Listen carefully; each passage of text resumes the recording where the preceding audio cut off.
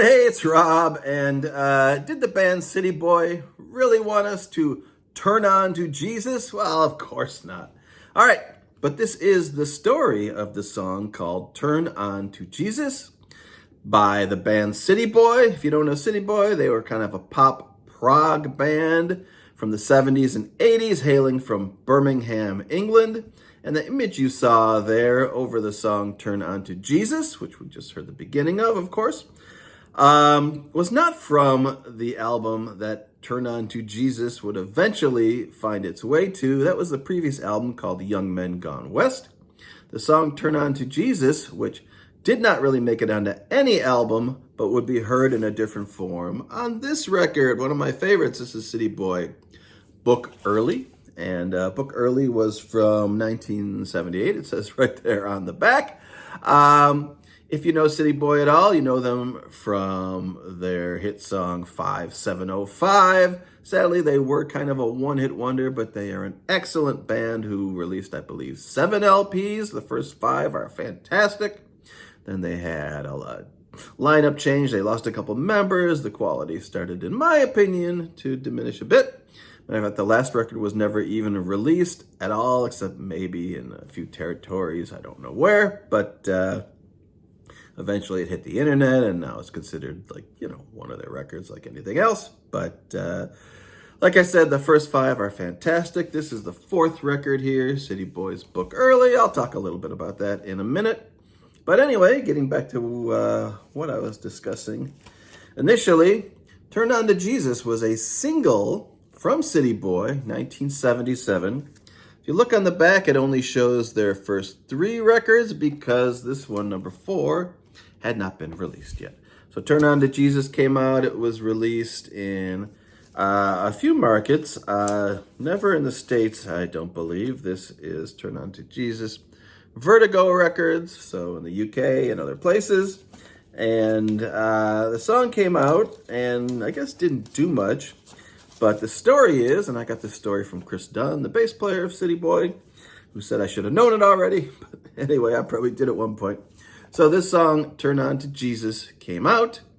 And it's kind of a sarcastic song about what is described as kind of a strip club that the band found themselves in one night when they were in Kansas somewhere touring.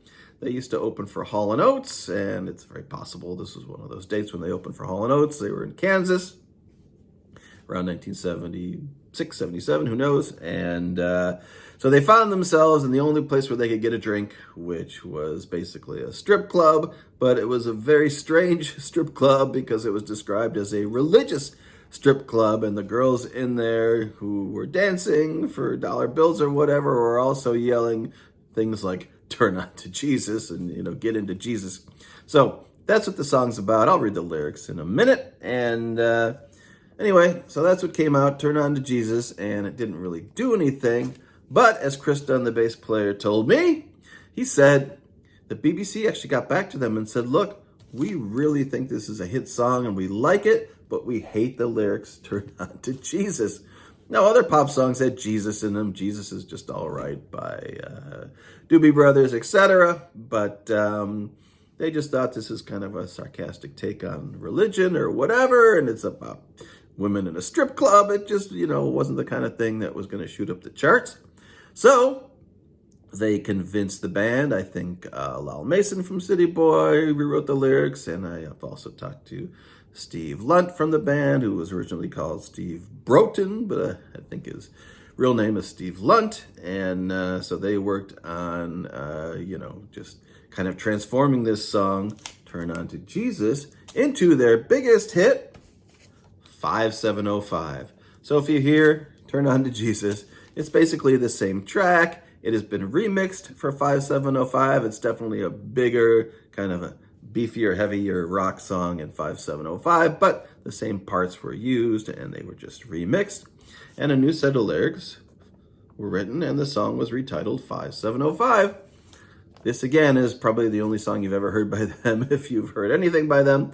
Number 8 in England, I believe, so a top 10 hit in England, and it did get to the charts. That's where I heard them on Casey Kasem's Top 40. I don't remember how high they got, 20s or 30s, I don't remember, but Anyway, 5705 was the song we all heard first, if we heard them at all. I've also got it here on Mushroom Records from Australia, because why not?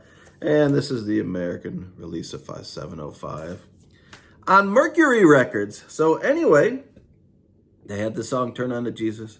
It wasn't really going to work for the BBC, and so the lyrics were rewritten, and it turned into 5705. Now, what were the lyrics?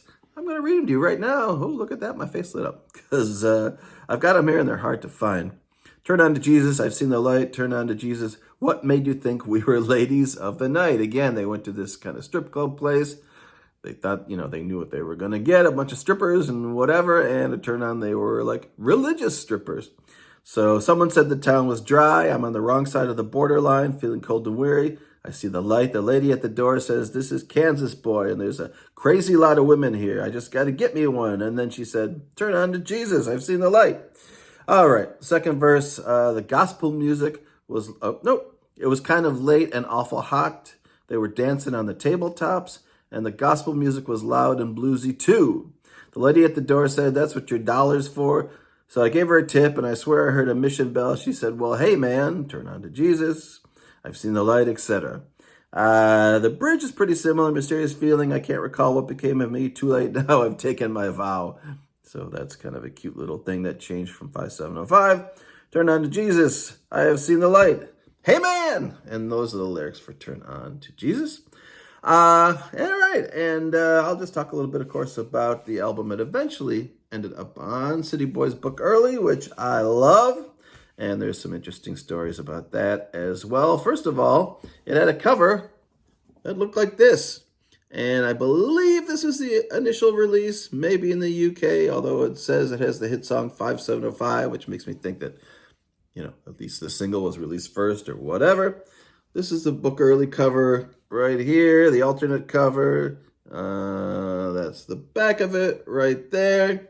And it is unobtainable. I don't know how many they pressed, but it couldn't be too many. I've been looking for a copy of that record with that cover for years. Just has never come up. Matter of fact, I bought one on eBay, and then the guy said, oh, it's out of stock. So I thought I had one, but anyway. So Book Early, 1978, with the single 5705, a fabulous record, really one of my favorites, maybe top 10 of all-time records. I just love this record. I originally owned it on 8-track. That's how long I go back with this record.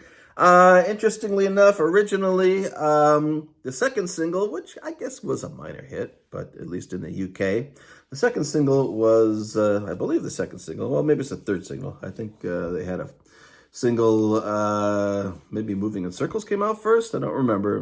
575 was the second one. I'm not sure. Anyway, another single from the record is this one, What a Night. Interestingly enough, it wasn't on the original release, so I do own a version of City Boys Book Early that just doesn't have What a Night. This one does, in fact, have What a Night there on the back cover, last song on side A. And that is a really cool thing to have this record that you know and love, and I did for decades, totally unaware of this song, What a Night. And then the internet came around, and they're like, hey, there's a City Boy song from the same era. And at some point I realized that, hey, they had actually added it to Book Early, so I had to get a copy with that as well. And that is really cool to just have a record you love and know and are familiar with, and all of a sudden there's like another song that you never knew about. And it's just as good as everything else on there. Fits right in there. So this is, again, the version with What a Night. And I'm trying to think of a couple other records that's happened to in that era. Certainly Culture Club's Kissing to Be Clever did not initially have Time, Clock of the Heart, which kind of was, released a little while later and then tacked onto the record afterwards. I think the Smiths, Meet Is Murder, originally did not have How Soon Is Now. That actually came out before, but was tacked onto that record at some point. Doesn't really fit very well. Thomas Dolby's debut, The Golden Age of Wireless, did not have She Blinded Me with Science or One of Our Submarines. The two really biggest hits from that record, again, were completed a little after the album was released and then retroactively tacked back on there. They removed 2 songs, actually, when they had the American version of that record and added She Blinded Me with Science and One of Our Submarines. So, kind of a similar thing, although they didn't remove anything from book earlier. They just stuck it on the end of good old side one. And there you go. So that is the story of Turn On to Jesus, and how a song that had potential, and it is a very unlikely thing that a song comes out, it doesn't do anything, and usually it'll just sink without a trace and forget it. You'd never hear it again. But the actual radio programmers and people that, were in charge of putting songs on the radio back then from the BBC, reached out to the band and they said, hey, this actually is a pretty good song. So can you just rewrite the lyrics? And that's how they came up with 5705, when initially the song was called Turn On to Jesus. All right. We've had our Come to Jesus meeting. Now you know all about it. And that's it. That's what I got for you today. So take care, and thanks for watching.